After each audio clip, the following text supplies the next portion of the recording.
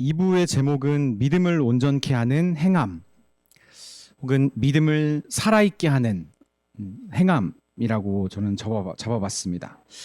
맨 처음에 야고보는 믿음의 확신함으로 이끄는 그 인내를 온전히 이루도록 권면했습니다.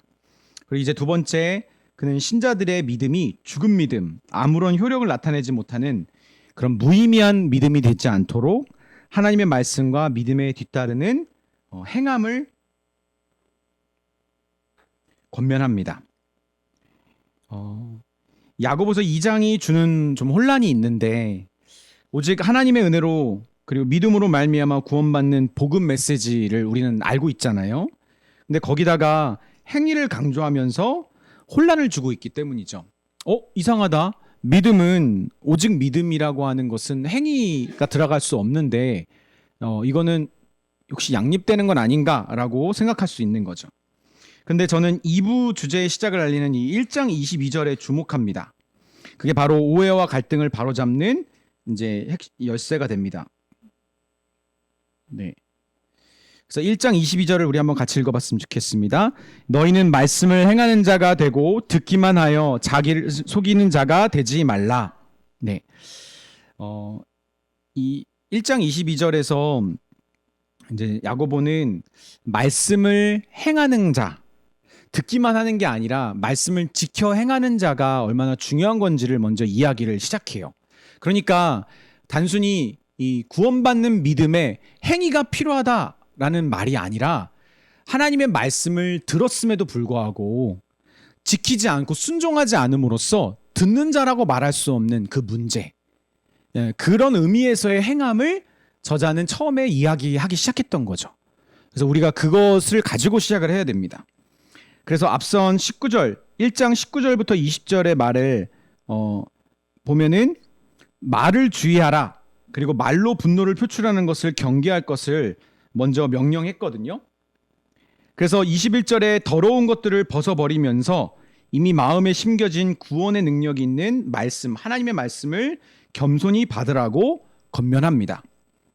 그래서 내버리고, 더러운 것들을 내버리고 벗어던지고 영혼을 능히 구원할 바 마음에 심겨진 말씀을 온유함으로 받아야 된다. 여러분 조금 영어지만 주목해 볼 부분은, 여기서 보면 이 받아라, 리시브 한 다음에 말씀을, 하나님의 말씀을 받아라. 근데 그 말씀이 뭐냐면 심겨져 있는 말씀입니다. 이건 이미예요. 이미 심겨져 있는 말씀, 우리의 영혼을 구원할 수 있는 그 말씀이 심겨져 있잖아요. 우리 그것을 어떻게 해라? 겸손히 받아라 라고 말합니다. 전 여기서 주목해야 될 단어들, 내버리고, 그리고 받으라 라는 이 단어들은요, 세트처럼 이 초기 기독교인들이 사용한 그런 일종의 관용어구였던 것 같아요. 그래서 다른 서신서들에서도 이제 이런 패턴이 반복되거든요. 버리고 벗어 던지고 받으라.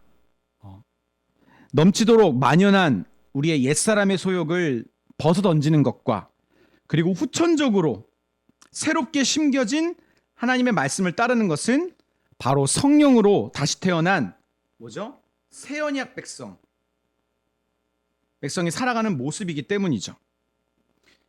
초대교회가 그리스도를 따르는 사람인지를 분간하는 가장 중요한 기준이 되는 것이 바로 이거라는 거죠.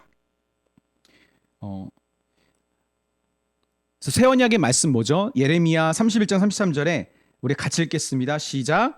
그러나 그날 후에 내가 이스라엘 집과 맺을 언약은 이러하니 곧 내가 나의 법을 그들 속에 두며 그들의 마음에 기록하여 나는 그들의 하나님이 되고 그들은 내 백성이 될 것이라. 여호와의 말씀이라.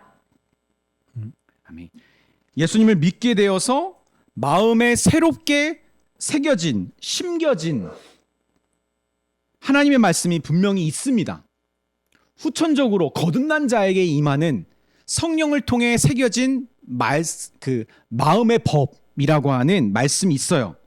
근데 이것의 능력을 알지 못하고 오만하여 그 말씀에 불순종한다면 이 사람은 말씀을 듣고도 실천하지 않겠죠. 그렇죠?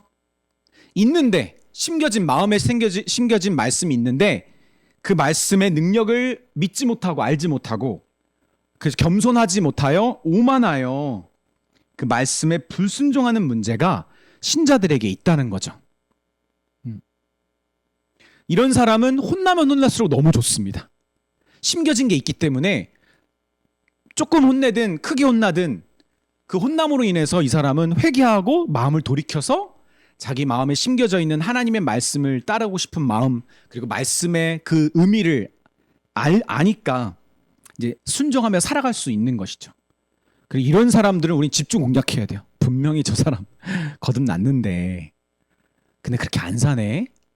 저걸 가만 놔두면 안 됩니다. 그런 사람들은. 그리고 말씀을 받는 것에 더 나아가서 받은 말씀을 어떻게 실천하는 사람인 것을 어떻게 해야 됩니까? 스스로 증명해야 되는 것입니다. 그래서 제가 아까 얘기는 안 했는데 여기 너희들은 말씀을 행하는 자가 되고 할 때 영어 성경 어떻게 돼 있죠? Prove yourselves 이렇게 돼 있잖아요. 그렇죠? 말씀을 행하는 자, 말씀의 사람인 것을 너는 증명해라, 증거하라. 그렇죠? 이거를 기억한 다음에 가장 중요한 믿음의 왜 행위가 필요한지에 대한 이야기를 우리는 다뤄야 돼요.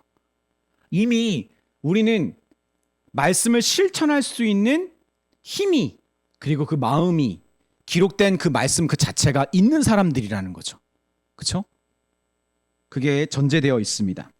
그래서 말씀을 실천하는 사람은 곧 행함으로 믿음을 온전하게 하는 사람입니다. 목사님 혹시 여기서 온전하게도 완전하게 아닌가요? 맞아요. 네, 맞아요. 믿음을 완성시키는 사람은 바로 말씀을 실천하는 사람입니다. 그래서 말씀을 순종한다면 이거 잘못된 겁니다. 차별 대우하지 말라는 이야기를 먼저 야고보가 이야기합니다. 그러니까 그 당시에 차별 대우의 문제가 있었던 것이죠. 특히 부한 사람과 부하지 못한 사람을 대우하는 교회의 문제. 믿는 사람들인데 너가 허름한 옷을 입고 오는 어려움에 처해 있는 사람들이 오면 이 사람이 분명 믿는 사람인데도 그 사람을 홀대합니다. 근데 돈이 있어 보이고 나름 사회에서 뭔가 힘이 있는 사람이 교회 회당에 들어오거나 교회에 들어오면 되게 친절하게 베풀면서 이 사람은 우리한테도 유익이 될 거야 이러면서 그 사람을 되게 환대하는 것이죠. 이런 문제가 실제적으로 있었던 것 같아요. 그래서 여러분 가난한 개척교회일수록 돈 많은 사람들이 그 교회에 성도로 들어올 때 교회가 그 사람 때문에 큰 힘을 얻기도 하겠지만 정말 많은 분란이 있습니다. 이제 헌금을 많이 하니까 물론 자기 11조대로 하는 거니까 당연한 거긴 하지만 상대적으로 너무 차이가 나니까 그 사람의 말에 귀 기울이 되고 목사이든 성도이든 결국 그 사람이 원하는 교회로 특히 작은 교회일수록 휘둘릴 가능성이 되게 높은 거죠. 그러니까 똑같은 상황은 아니지만 초대교회를 생각해 보면 분명히 그런 문제가 유대 그리스도인들 안에서 분명히 있었던 거예요. 그래서 차별 대우에 대한 것은 오늘 우리 메인이 아니거든요. 그래서 이 차별 대우는 문자적으로 헬라어는 얼굴을 받아들이다 해서 외모를 그대로 보는 거예요. 겉으로 보이는 모습이 그 사람인 것처럼 받아들이는 것을 차별 대우라는 단어입니다. 근데 하나님은 사람을 외적인 조건으로 판단하지 않으시잖아요. 우리 그리스도인들은 마음에 심겨진 것으로 사람을 확인하고 발견해야죠. 그렇죠? 그렇죠? 그래 행함으로 봐야 되는데 그 사람의 겉모습으로 판단하면 안 된다는 거죠. 근데 하나님은 가난한 자를 더 고아와 과부를 더 돌보시고 그리고 사람의 마음의 중심을 보시는 분임을 말씀을 통해 알았으면서도 실제적으로는 자꾸 외적인 것에 더 끌리고 영향을 받는 그런 모습들이 이 믿는 자들 안에 있었던 것이죠. 그래서 1장 22절 이후에 계속 일관되도록 믿음의 실천을 강조합니다. 공동체, 회당의 예를 들죠. 차별 대우하면서 하나님이 세상에서 가난한 자를 택하신 말씀을 듣고도 실천하지 않는다라고 꾸짖습니다. 이제 야고보가 이렇게 말해요. 5절에 내가 사랑한 자들아 들을지어다 하나님이 세상에서 가난한 자를 택하사 믿음에 부요하게 하시고 자기를 사랑하는 자들에게 약속하신 하나님 나라를 상속받게 하지 않으셨느냐? 도리어 너는 가난한 자를 업신여겼다. 근데 생각해보면 부자는 너희를 억압하며 법정으로 끌고 가는 경우가 많지 않았느냐? 근데 너희들은 왜 이렇게 부자를 좋아해? 왜 이렇게 힘 있는 사람을 좋아해? 그래서 첫 번째로 차별 대우하는 교회 문제를 이제 지적하고요. 두 번째는 정말 너네들이 믿음이 있다면, 말씀을 들은 말씀이 있고 심겨진 말씀이 있어서 그 말씀을 실천하는 사람이라면 형제를 돕는 행함이 있어야 된다라고 이제 이야기합니다. 2장 14절인데요. 내 형제들아, 만일 사람이 믿음이 있노라 하고 행함이 없으면 무슨 유익이 있으리요? 그 믿음이 능히 자기를 구원하겠느냐? 지금 야고보가 이야기하는 건 가상의 이야기를 하는 거예요. 실질적으로 어떤 어려움에 빠진 사람들이 있는데 그 사람을 돕지 않은 사건을 이야기하는 게 아니라 가상으로 생각해봐. 근데 물론 이런 일들이 있긴 있었겠죠, 당연히. 근데 만약에 믿음이 있다고 하면서 가난한 자를, 우리 형제 자매들의 어려움을 못 본 채 한다고? 그게 맞는 걸까라고 야고보가 이야기하는 거죠. 행함이 실종된 거짓 믿음을 그래서 지적합니다. 믿음의 동역자들, 다른 사람도 아니고 하나님 때문에. 여러분 초대교회 우리 사도행전을 읽어보면 바나바 같은 사람들 누구죠? 바나바, 저 영어 이름 바나바잖아요, 그렇죠? 바나바를 주목해 주세요. 그치? 아직도 기억나는데 옛날에 한국에서 신학대학교 시험 본 적이 있는데 너무 성경이 무지해서 바나바와 바라바를 헷갈려가지고 틀렸던 기억이 있는데 너무 창피했어요. 어쨌든 바나바가 중요한 사람. 그 사람은 자기 갖고 있는 걸 다 팔아가지고 초대교회 사람들에게 나눠주고 서로 공동의 물건을 이렇게 공유하면서 서로 가난한 자가 없게 했잖아요. 물론 그것을 우리는 문자적으로 다 실천하는 것은 전 옳지 않음도 있다고 생각하지만 어쨌든 중요한 건 뭐냐면 부유했는데 스스로 가난을 택한 사람도 있을 거예요. 그렇죠? 우리 한국 교회도 마찬가지였잖아요. 우리 한국 교회에서도 부한 사람들이 자기 재산 다 팔아가지고 교회에다가 내가지고 어려운 사람 다 도와주고 했다가 자기는 자기 자식들은 굶기고 막 이런 가슴 아픈 일들이 있었단 말이죠. 근데 그래서 믿음의 동역자들 중에 가난한 자는 그냥 가난한 게 아니에요. 스스로 가난을 택했거나 아니면 하나님이 계속 가난하게 인내 가운데 계속 거하게 하시거나. 근데 그 믿음의 동역자들 중에 가난한 자가 있는데도 발벗고 돕지 않는다? 이거는 심각한 거죠. 근데 그 정도로 그를 발벗고 돕지 않을 만큼, 않기에 충분할 만큼 어떤 믿음이죠? 죽은 믿음을 꾸짖는 거예요. 그의 믿음이 죽어 있다. 만일 형제나 자매가 너희 그리스도 안에서 같이 예수님의 피로 거듭난 다시 태어난 형제 자매가 헐벗고 일용할 양식이 없는데 너희 중에 누구든지 그에게 이르러 평안히 가라, 덥게 하라, 배부르게 하라 하며 그 몸에 쓸 것을 주지 않으면 무슨 유익이 있으리요? 이와 같이 행함이 없는 믿음은 그 자체가 죽은 것이다. 여러분, 죽으면 뭐죠? 반응하지 않아요. 반응이 없는 거예요. 너 뭐에 반응하지 않는 걸까요? 살아있다면, 살아있는 믿음이라면 반드시 뭐 해야 되죠? 워킹 해야 돼요. 역사, 작동을 해야 됩니다. 살아있기 때문에 반응이 일어나야 돼요.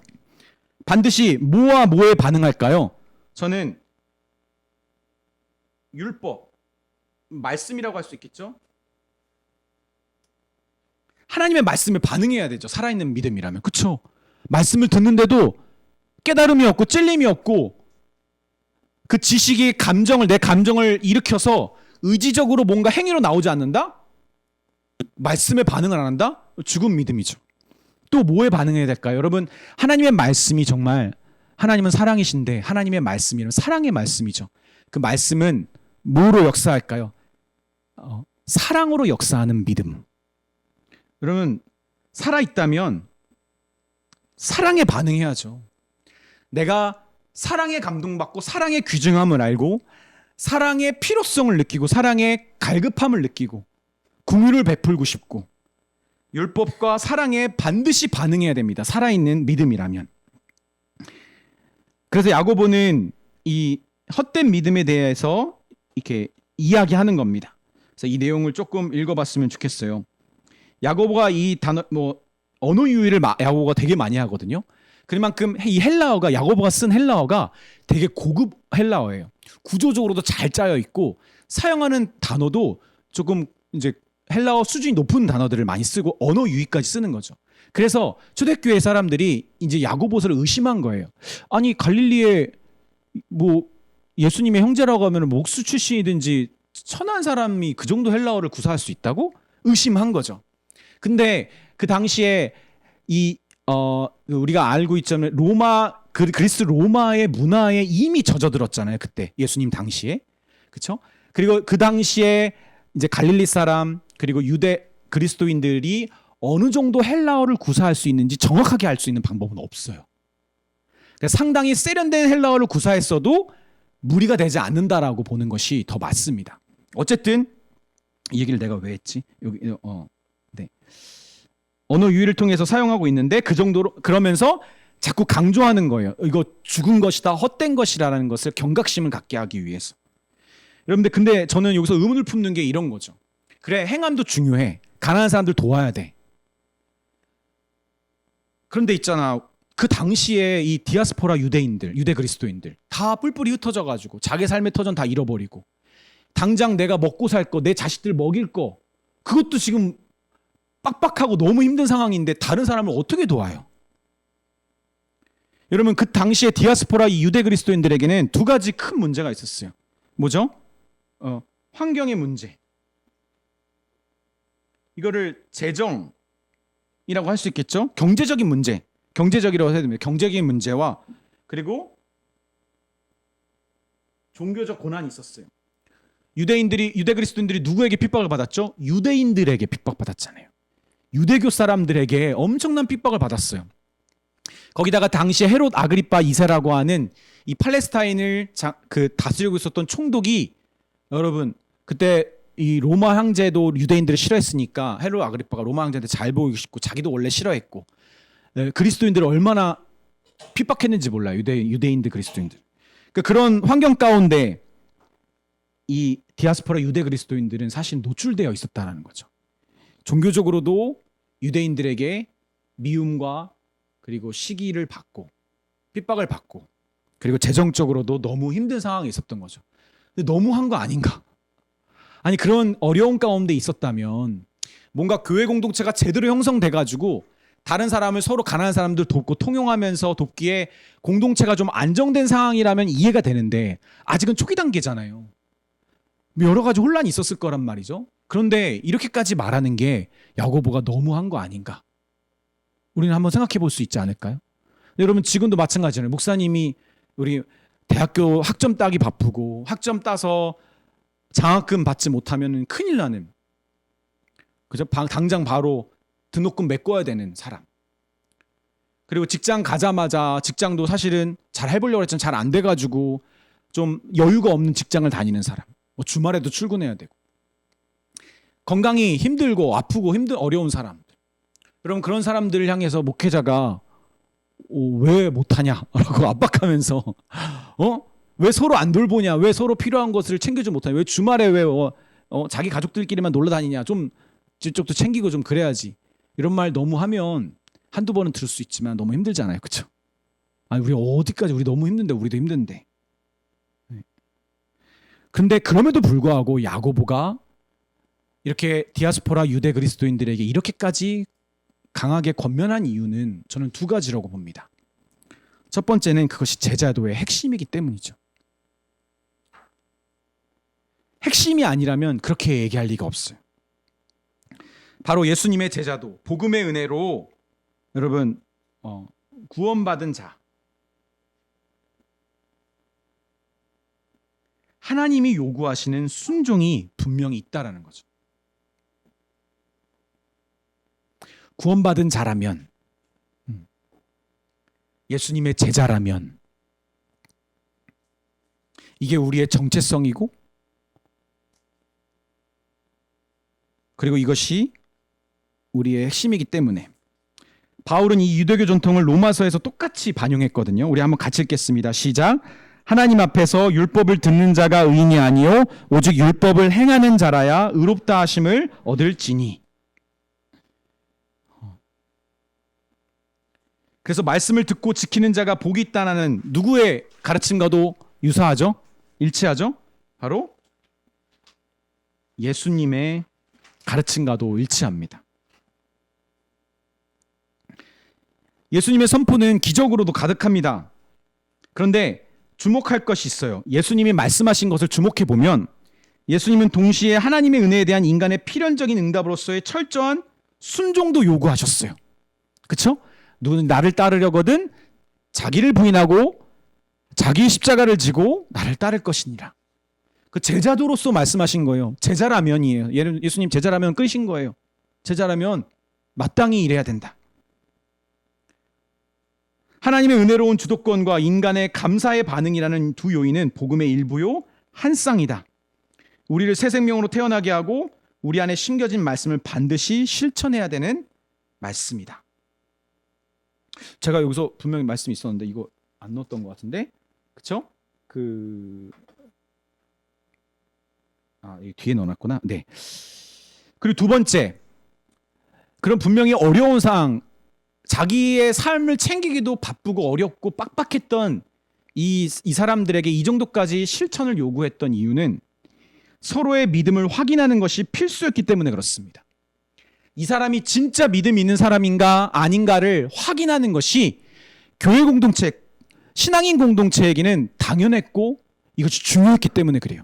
저는 이 지점이 아주 침례교와 그리고 교회론에 대한 부분에 있어서 되게 중요한 부분이라고 생각합니다. 이 사람이 진짜 신앙인인지 아닌지 교회는 그렇게까지 관심을 두지 않는 게 모습이 요즘에도 많이 있거든요. 그냥 교회가 여기 넘어가겠습니다. 그래서 2장 18절에 보면 어떤 사람은 말하기를 너는 믿음이 있고 나는 행함이 있으니 행함이 없는 내 믿음을 내게 보이라. 나는 행함으로 내 믿음을 너에게 보이리라 하리라. 여러분 우리 사도행전과 초대교회의 일들을 유심히 살펴보면 침례를 받는다라는 장면들이 있잖아요. 근데 그 침례를 받는 자는 다 어떻게 해석한다고 했죠? 교회의 일부 멤버로서 인정한다라는 의미였어요. 초대교회 공동체가. 그러니까 이 사람이 정말 예수를 주로 모시는지 구원자로 모실 뿐만 아니라 주님으로 모시는지에 대한 삶이 증명되는 것이 이 사람이 진짜 신자인지 아닌지를 분간하는 아주 중요한 요소였고요. 교회는 이게 없으면 안 됐어요. 실질적으로 거짓 숨기고 오는 사람, 예를 들면 이런 거죠. 자기의 좋은 것들을 많이 있으면서도 그거를 교회에다가 내놓지 않고 나눠주지 않고 자기는 예수님 믿는데라고 하는 사람을 교회 공동체가 받아들였다가 어떤 문제가 발생하죠? 신고할 거 아니에요. 그렇죠? 가뜩이나 몰래 만나고 조심해야 되는데 유대인들에게 발각되면은 그 유대인 길드, 상업 길드들이 신고해가지고 유대 그리스도인들 장사 다 망쳐놓고 권리 다 빼앗고 생계권을 다 빼앗기고 위험에 빠지니까 여러분 서로의 신앙을 확인하는 것이 공동체에게는 너무 중요했어요. 그리고 그게 교회의 정체성이기도 했고요. 예수님이 그리고 이렇게 말씀하셨어요. 그날에는 내가 내 아버지 안에 너희는 내 안에 내가 너희 안에 있는 것을 너희가 알리라. 나의 계명을 지키는 자라 나를 사랑하는 자니 나를 사랑하는 자는 내 아버지께 사랑을 받을 것이요 나도 그를 사랑하여 그에게 나를 나타내리라. 예수님을 알게 된 사람들, 예수님을 알게 되고 예수님도 저 사람 아는 사람들, 그럼 증거가 뭡니까? 행함이죠. 행함. 서로의 믿음을 확인하는 것이 교회 공동체에게는 너무 그 당시에도 중요했고요. 사실은 지금도 중요합니다. 제가 보기에는 너무 많은 교회가 믿음이 없는 사람을 마치 믿음이 있는 것처럼 여김으로써 그 사람을 억지로 믿음의 삶을 살게 하기 위해 많은 노력을 하고요. 마음에 심겨진 게 없는데 그리고 그런 사람이 교회 문제를 일으키면 그거를 감당하느라 믿음이 있는 사람들도 버거워가지고 좌절하고 상처 입고 그리고 열심히 잘 견디면서 인내하면서 왔던 사람들이 힘이 빠져버리는 문제가 계속 발생해요. 물론 다른 요인들도 있겠지만 서로의 믿음을 확인하는 것, 그것이 교회 공동체에 너무 중요하다. 우리 교회 공동체 안에 징계라는 게 있잖아요. 뭐 언제 우리가 징계를 해야 되는가 라고 할 때 물론 아주 좀 너무 뚜렷한 죄를 졌을 때 징계해야 되는 거 맞죠. 근데 여러 가지 애매한 내용들이 있을 거예요. 근데 우리가 회원이 징계를 받아야 된다면 언제냐? 딱 이거예요. 이 사람이 스스로 어떤 선택과 어떤 문제를 일으켜서 다른 신자들이 보기에 이 사람이 진짜 믿음이 있는지가 불확실해졌을 때, 아니 너 믿음 있는데 어떻게 이럴 수가 있어? 그럼 지금 너 이 문제 때문에 우리는 너가 믿는 자라고 보기가 힘들어. 그러니까 징계를 통해서 너가 진짜 믿는 자인 건지를 다시 한번 회복해야 되는 거예요. 회원권을. 이게 교회 공동체에게는 너무 중요한 거라는 거죠. 내가 누구인지를 아는 것, 그가 어떤 사람이 되는지를 믿는 것은 서로 함께 지어져가는 성도와, 그렇죠? 거룩한 무리라고 하는 성도들에게와 개인을 말하는 겁니다. 그리고 그 교회가 감당하는 뭐죠? 하나님 나라의 일들을 위해서 가장 중요한 겁니다. 그렇죠? 믿음이 없는 사람과 하나님 나라를 일을 같이 도모하기가 힘들어요. 버거워요. 다 같이 모여서 해도 힘든데 거기서 자꾸 하나님 나라와 상관없는 일을 벌리려고 하거나 하나님 나라의 일을 베드로처럼 가로막을 수도 있잖아요. 예수님이 죽어야겠다 하시는데 주님 그럴 수 없습니다. 가로막 하나님 나라 아버지의 일을 생각하지 않은 문제가 발생하는 거죠. 이것이 저는 두 번째 이유라고 생각합니다. 이것이 중요했구나. 행함이 필요하다는 거, 그만큼 그리스도인들에게는 중요했다라는 거. 여러분, 당시에는 오직 믿음으로 의롭게 된다는 바울의 사상이 아직 구체화되기도 전이었다. 학자들은 이야기해요. 그 당시에 초대교인들도 우리는 오직 믿음으로 구원받는다라는 그런 복음적인 메시지를 다 알고 있었을 거라는 거예요. 막 이게 심하게 논쟁이 된 적은 없지만 분명히 이것들에 대해서 모르는 거 아니에요. 오직 믿음 맞지? 우린 믿음으로 구원받지. 너희는 그 은혜로 인하여 믿음으로 말미암아 구원을 받았으니 이는 너희에게서 난 것이 아니요 하나님의 선물이라. 이건 익숙했을 거예요. 그래, 맞아. 우리는 믿음으로 구원받는 거 맞아. 예수님이 믿음으로 구원받는다고 하셨으니까. 그래서 바울과 야고보가 말하고 있는 믿음과 행함은 서로 모순되지 않고 오히려 서로 핵심 용어를 다른 의미로 사용하고 있고 다른 오류와 대결하고 있기 때문에 사실은 그런 오해를 중세교회나 낳고 있었던 거죠. 그래서 야고보서는 행함을 너무 강조해서 오직 믿음이라는 이 신칭의와 같은 기독교의 핵심적인 교리, 신학의 교리, 중요한 교리를 훼손시킨다, 오해하게 한다라고 하는 것은 조금 저는 너무 잘못된 관점인 것 같습니다. 야고보는 뒤에 보면 2장 20절 21절인가요? 거기에 아브라함과 기생 라합의 이야기를 합니다. 물론 그 내용에 보면 조금 위험한 말들이 보여요. 그렇죠? 이 아브라함과 기생이 행위가 믿음이 아니라 행위로 의롭게 된 것이다라고 말해요. 근데 우리가 지금까지 처음부터 1장 22절부터 출발해왔던 이 맥락에 따르면 이 말만 딱 떼어서 보면 아브라함과 기생 라합이 누구죠? 여호수아가 여리고성을 무너뜨릴 때 그 정탐꾼들을 지켜준 사람이잖아요. 그렇죠? 그 사람이 그 의로운 행위 때문에 그 라합은 나중에 이스라엘 백성들이 여리고성을 무너뜨린 다음에 거기 백성으로 속했잖아요. 그 의로운 행위였다. 그 행위로 구원받았다? 의롭게 됐다? 이거 좀 이상한데? 저도 그렇게 생각 안 하거든요. 아브라함은 행위로 구원받았으면 아브라함은 구원 못 받았어요. 왜냐면 이삭은 잘 드렸죠. 근데 아브라함이 그 전까지 뭐 했어요? 아내 갖다 팔고 육신의 아들 이스마엘 갖다 낳고 하나님 말씀 어겨가지고, 이거 무슨 행위로 보면 이 사람이 어떻게 구원받을 자격이 돼? 그리고 율법이 있기도 전에, 행위를 하기도 전에 아브라함은 하나님이 떠나라는 말을 듣고 그냥 믿었어요. 하나님 그것을 의로 여겼다고 성경은 정확하게 얘기하고 있거든요. 그게 무슨 행위로 구원받은 거야? 믿음이지. 그런데 야고보는 지금 행위로 의롭게 됐다고 이야기하잖아요. 진짜 그 의미가 뭘까? 그것은 행위에 믿음이 더해져서 구원받는 믿음으로 만들어지는 게 아니라 그들의 의로운 행위가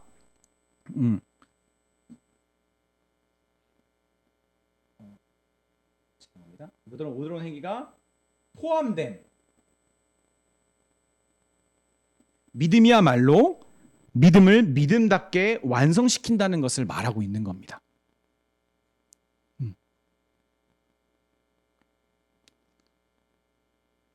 그래서 야고보서 2장 22절에 내가 보거니와 믿음이 그의 행함과 함께 일하고 살아있는 믿음이, 그렇죠? 행함으로 믿음이 온전하게, 완전하게, 여기 또 텔레이오테, 이렇게 에텔로이테라고 되어 있잖아요. 또 텔레이온, 완전하게 되었다라고 되어 있잖아요. 그리고 야고보는 이렇게 결론을 짓습니다. 영혼 없는 몸이 죽은 것 같이 행함이 없는 믿음은 죽은 것이다. 그러면 이거 녹음되고 있는 건가요? 네네. 아까 우리가 들었던 생각나는 거 뭐죠? 살아있는 믿음은 뭐에 반응이 된다고요? 말씀과 사랑에 반응이 된다고. 그렇죠? 네, 죽어 있는 믿음은 반응하지 않습니다. 그래서 결론적으로 행함이 없는 믿음으로는 뭐가 없다? 의롭게 됨이 없다. 행함이 없는 믿음으로는 의롭게 되지 못한다.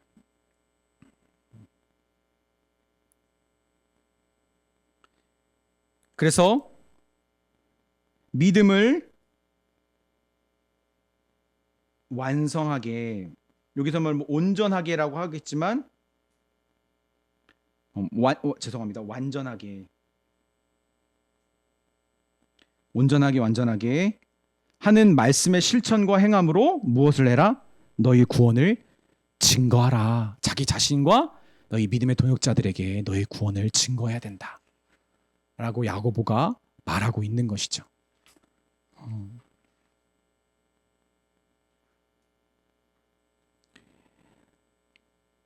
그래서 야고보가 주장하는 행함이 포함된 믿음, 믿음을 완전하게 하는 행함은 마치 바울이 이야기하는 이신칭이 오직 믿음으로 구원받는다는 것과 서로 상호 보완적이라고 하기보다 오히려 두 개가 동일한 건데 다른 부작용들과 다른 적들과 다른 잘못된 가치와 싸우고 있기 때문에 다른 반응을 내고 있는 거죠. 이게 조금 다른 거예요, 여러분. 네.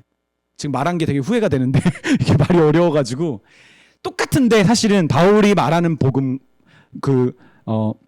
오직 믿음으로 구원받는다는 것과 의롭게 된다는 것과 그리고 행함이 포함된 믿음으로 우리는 의롭게 된다라는 말은 사실 다르지 않아요.